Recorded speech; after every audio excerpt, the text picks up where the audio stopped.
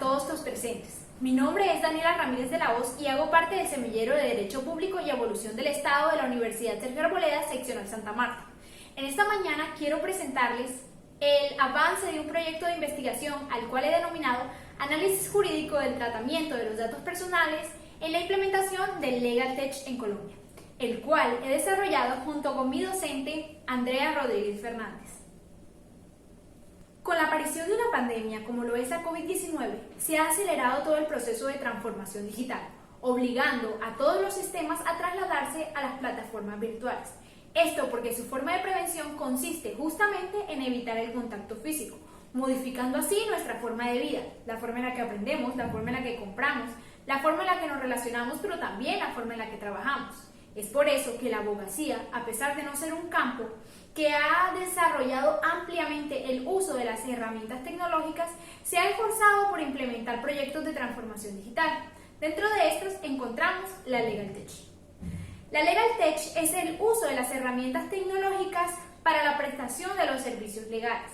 Esta implementa el sistema de la Big Data. La Big Data es el sistema de recopilación, almacenamiento y correlación de grandes cantidades de datos. ¿Pero cómo se logra? Se generan respuestas humanas a partir de las cuales se crean patrones.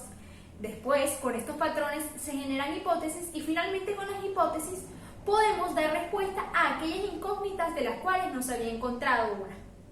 Tiene dos beneficios. En primer lugar, la reducción de los tiempos de respuesta y en segundo lugar, la unificación de todos aquellos documentos, procesos, archivos, entre otros. Por ello, es necesario conocer o establecer un límite para que estas herramientas digitales no generen la vulneración de algún tipo de derecho fundamental o de principio legal, sobre todo aquellos que tienen que ver con la privacidad o con la intimidad de las personas. Conforme a lo anterior, me permito plantear la siguiente pregunta-problema. ¿Existe alguna herramienta dentro del ordenamiento jurídico nacional para evitar que la implementación del Legal Tech vulnere algún derecho fundamental? El objetivo general será entonces identificar las herramientas jurídicas para el tratamiento de los datos sensibles en la implementación de la Legal Tech en Colombia. Y para lograr este objetivo general tendremos dos objetivos específicos. Primero es establecer la necesidad del correcto tratamiento de los datos personales para la no vulneración de los derechos fundamentales. Esto será determinar cuáles son las normas referentes y aplicables al tratamiento de los datos sensibles en Colombia. La presente investigación intenta dar un nuevo enfoque acerca de cuáles son aquellas herramientas que se encuentran vigentes y que podrían ser aplicables al uso de los datos sensibles en la aplicación de la Legal Tech en Colombia. Esto para garantizar que al momento de prestar servicio a un usuario no se le vulnere ningún derecho fundamental ni ningún tipo de principio referente a la privacidad o a la intimidad de la persona, así garantizando el buen uso de estas grandes plataformas de datos. La presente investigación desarrolla una metodología de carácter cualitativo, para la cual realizamos una recopilación normativa acerca del uso y tratamiento de los datos sensibles en Colombia. Asimismo, hicimos un análisis descriptivo de tipo documental acerca de cuáles de estas normas podrían ser aplicables frente a todas estas nuevas plataformas digitales empleadas por el sistema de la Legal Tech. Uno de los problemas o retos más importantes de la Legal Tech es el correcto uso de los datos personales. El derecho a la intimidad es un derecho fundamental que se encuentra consagrado en el artículo 15 de nuestra Constitución Política Colombiana y es por ello que el Estado se encuentra en la obligación de defenderlo. La vida privada es aquella parte de la vida que no tiene que ser expuesta al público, aquella a la que los terceros no deben tener acceso. Esto se basa en aquel principio de que para poder hacer un ejercicio más pleno de nuestro derecho a la vida, debe ser posible disfrutarla y también aquel principio de ser dejado en paz. Por ello, las actividades que restringen el derecho a la intimidad deben ser reguladas por el Estado, como la censura, como el tratamiento de los datos personales y también como aquellos de vigilancia.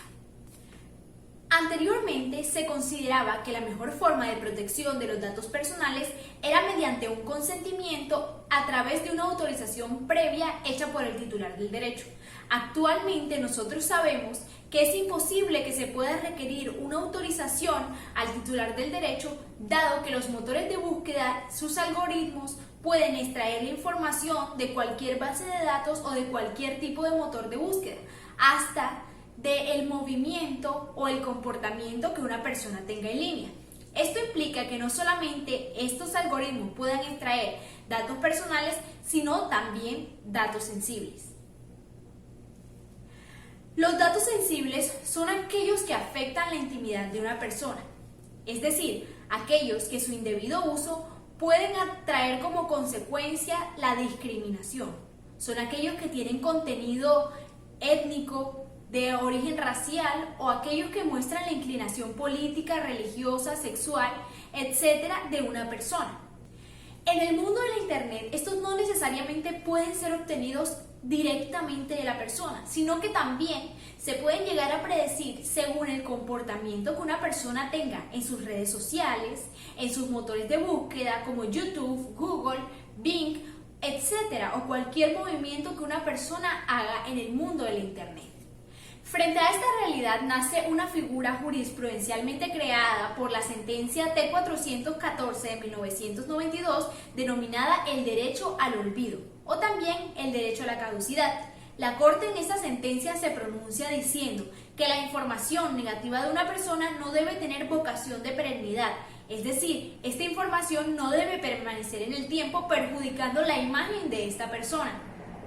Actualmente, este término se hace presente en la Ley 1581 de 2012, el cual nos dice que es aquella solicitud que puede realizar el titular de un derecho de que cierta información pueda ser bloqueada o eliminada. Esto se conoce como el habeas data.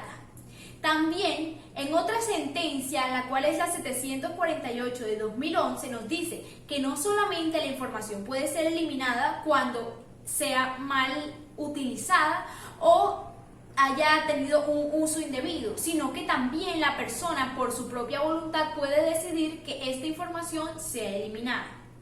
Por otro lado, también encontramos el sistema que emplea el DANE, llamado anonimización, la cual es un sistema que garantiza la supresión de una identidad.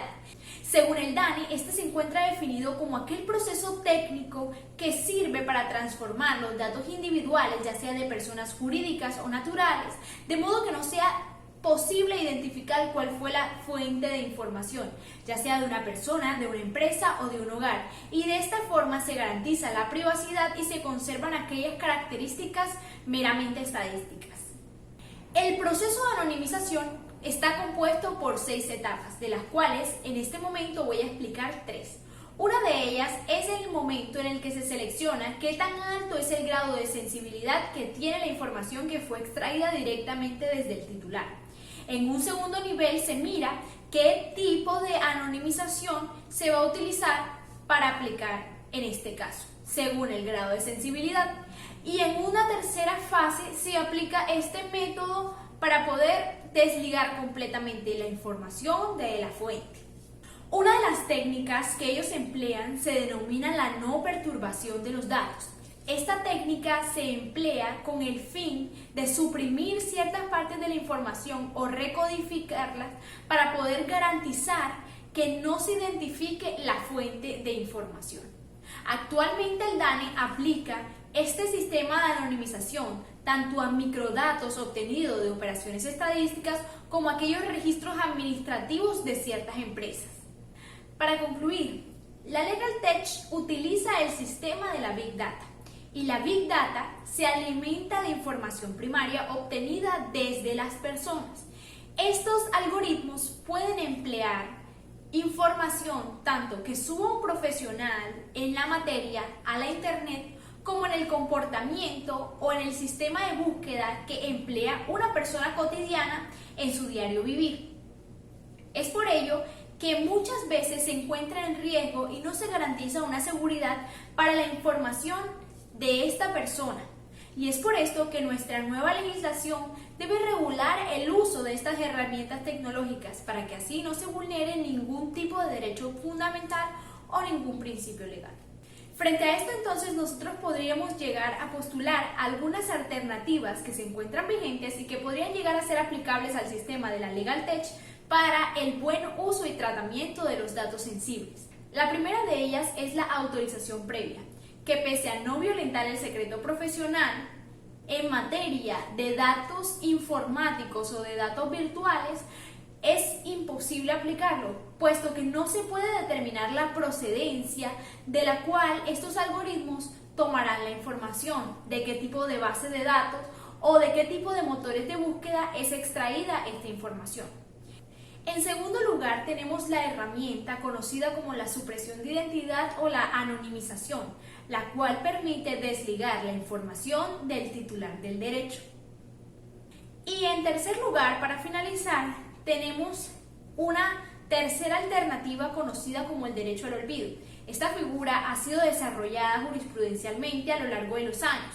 Actualmente se define como aquel derecho que tiene una persona a que después de cierto tiempo prudente se pueda retirar toda la información acerca de ello de cualquier tipo de motor de búsqueda, sea información positiva o sea información negativa. Muchísimas gracias.